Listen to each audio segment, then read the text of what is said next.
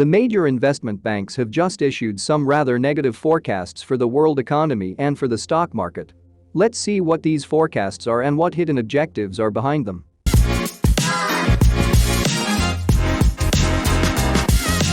Large financial institutions are benchmarks in terms of economic and stock market forecasts.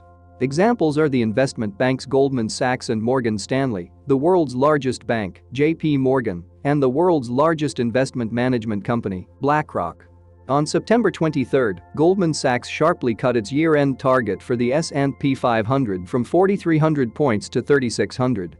That's down 16% in one fell swoop. The drop is because they are now valuing at a 16% lower PE. They now use a PE of 15 instead of 15. They now use a per 15 instead of a per 18.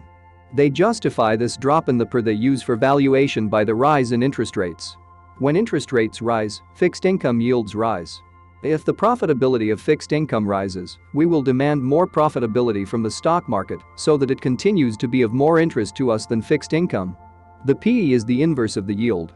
So if we demand a higher return, we will compare to a lower PE. That is why when interest rates are high, the PE of stocks falls and consequently, unless there is a great growth in profits, stocks fall. When interest rates are low, the opposite happens. For Europe, Goldman Sachs forecasts that corporate profits will fall by 10% in 2023 compared to 2022. Until now they expected 2022 earnings to be maintained, so their forecasts turn sharply downward. They indicate that this bear market has not yet reached its lowest point. On the euro-dollar they expect it to remain at the current 0.97.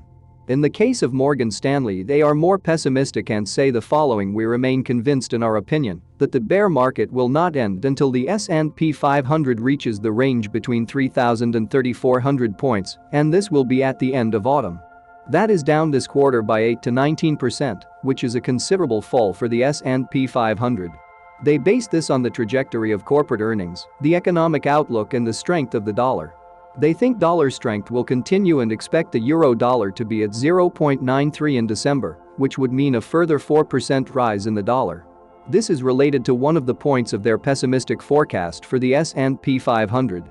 They indicate that every point that the dollar rises against the other major currencies, half a point will lower the profits of US companies.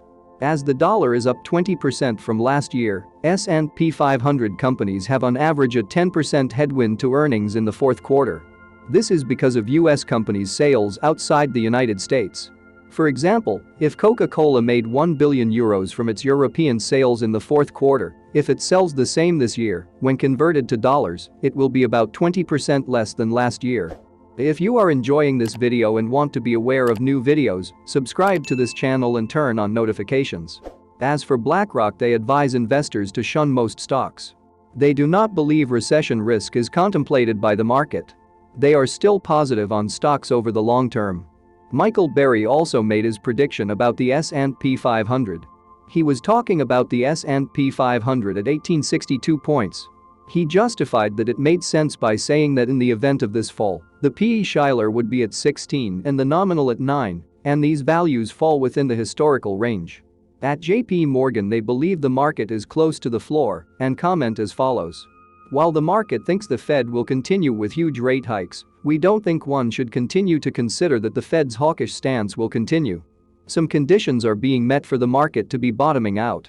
Stocks are getting cheaper and are approaching deep value outside the US. By deep value he means companies that are very cheap. So overall we have pretty negative forecasts for the stock market, according to the big investment bankers. We are now going to December 30, 2021. It was the end of the year, so analysts from banks and investment banks told us what they thought was going to happen this year. The euro-dollar was at 1.13. The most optimistic analysts with the euro put them at 1.23 at the end of 2022. The most pessimistic ones were at 1.05, and on average they put it at 1.16. So they were simply telling us that the exchange rate at that time would barely move, and at most it would be between 8% up and 8% down. By early summer, the exchange rate had dropped to as low as 1.04, and Bankinter gave us a year-end forecast of between 1.05 and 1.09. And today it is at 0.97. This is the level where Goldman Sachs has set the target for the end of the year and a little lower for Morgan Stanley. As we have seen so far, we do not see a great success in past forecasts. Here we have the Fed's interest rates. On June 30th, rates were between 1.50% and 1.75%. Fed estimates were that they would end the year at 3.4% and in 2023 at 3.8%. The market thought they would not reach 3% in 2023. However, 2 and a bit months later, the Fed's forecast is quite a bit higher than what they had in June. If we look at the current economic growth expectations, they are also quite a bit lower than what they had in June. We are talking about the US Central Bank, the interest rate setters, and they have given much higher interest rate forecasts and much lower growth forecasts just 2 months later. On August 26, relatively recently, JP Morgan saw the S&P 500 at 4,800 points at the end of the year, which would mean closing the year flat, but we see that the index has lost 24% this year. In December 2021, investment banks gave us their forecasts of how the S&P 500 would end 2022. Some predicted increases compared to the price at that time, and others predicted decreases. Some, such as Goldman Sachs, were taking care of themselves and, apart from their base scenario, gave us the most pessimistic and the most optimistic situation, so their range went from 3,500 points to 5,500.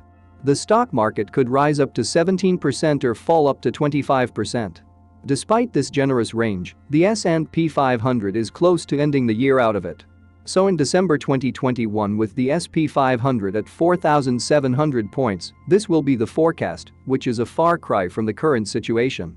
Also far away is JP Morgan's forecast of a month ago, and now we have the positive view of JP Morgan, the pessimistic one of Morgan Stanley and BlackRock, and the slightly negative one of Goldman Sachs. To each his own.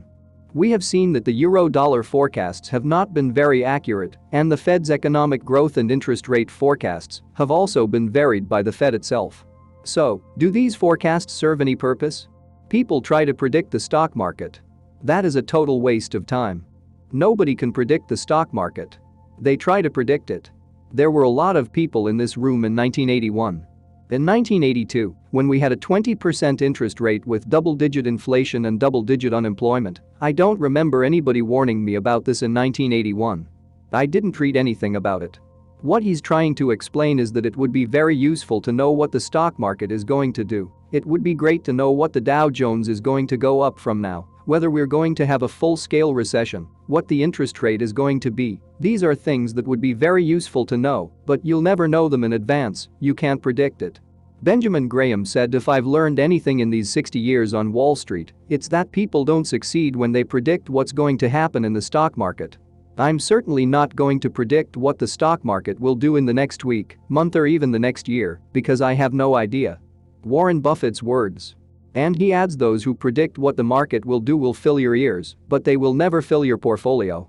And if it seems so clear that predicting what the stock market, the economy, interest rates are going to do is worthless, why are investment banks continually predicting what is going to happen?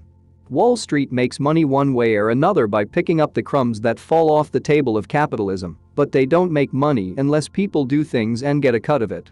They make a lot more money when people play than when they invest. I mean, it's much better to have someone trading 20 times a day and getting excited about paying to play the slot machine. They may not say they want that kind of person, but that's where they make the money. According to Warren Buffett, the system is set up for people to constantly buy and sell, for people to gamble, for people to bet. The news around the stock market incites people to take action, either to buy something or to sell what we already have. Brokers and investment banking make more money the more you trade. Stock exchanges like the New York Stock Exchange also make more money the more you trade. Even some governments also benefit from this, as there are countries that charge a tax for buying stocks. So Buffett advises not to get into this game of constantly buying and selling. For them, the long-term investor who buys and holds the stock for a long time is unprofitable. They're not going to earn a lot of commissions. But if they are frequently saying that if the stock market is going to go up, that the world is going to end, or whatever, they provoke many investors to buy and sell more, and that's their business. And you, what do you think? How do you think the markets will end the year, and what are your forecasts? Let us know in the comments. Thanks for watching The Money Street, and don't forget to click the subscribe button for more financial videos.